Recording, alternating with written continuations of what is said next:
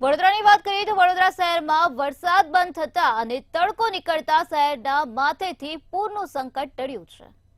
વડોદરા પાલિકાના municipal commissioner અને સ્થાયી સમિતિ ચેરમેને જાહેરાત કરી છે, જેમાં વિશ્વામિત્રી નદીની આજવા સરોવર અને પ્રતાપપુરા સરોવર જળ સપાટી ઘટી ગઈ છે।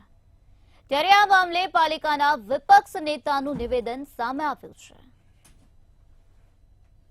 જોડે જોડે નેશનલ હાઈવેથી પણ પૂર્વ દિશામાં જે અણકોલ ને બધા વિસ્તારોના જે કાંસ અને એ બધા છે, જે જાંબામાં નદી જાય છે, જાંબા નદીમાં જે કાંસો જાય છે, એની માટે થઈને પણ અમારું આ જ કમિટીના સજેશનના આધારે અમે ફ્યુચરમાં એ પ્લાનિંગ કરવાના છીએ। એટલે સમગ્રતા પ્લાનિંગ અમારું ચાલે છે, લાંબા ગાળાનું, અને આગામી દિવસોમાં આવી પરિસ્થિતિ ન થાય એની માટે ટૂંકા ગાળાનું આયોજન પણ કમિટી વિચારી રહી છે। હવે પાણી છોડ્યું હોત તો મને લાગે કે જેટલું ભરાયું છે એના કરતાં ગયા વખત એવી પરિસ્થિતિનું સર્જન થયું હોત, એટલે સારું છે, રોકી રાખ્યું, આ કર્યું તે કર્યું, પણ વડોદરા શહેરમાં પાણી ભરાય છે, લોકોનું પારાવાર નુકસાન થાય છે, અને એન્ક્રોચમેન્ટ તમારા મારા સૈયારાથી તૂટતું નથી એ બી હકીકત છે।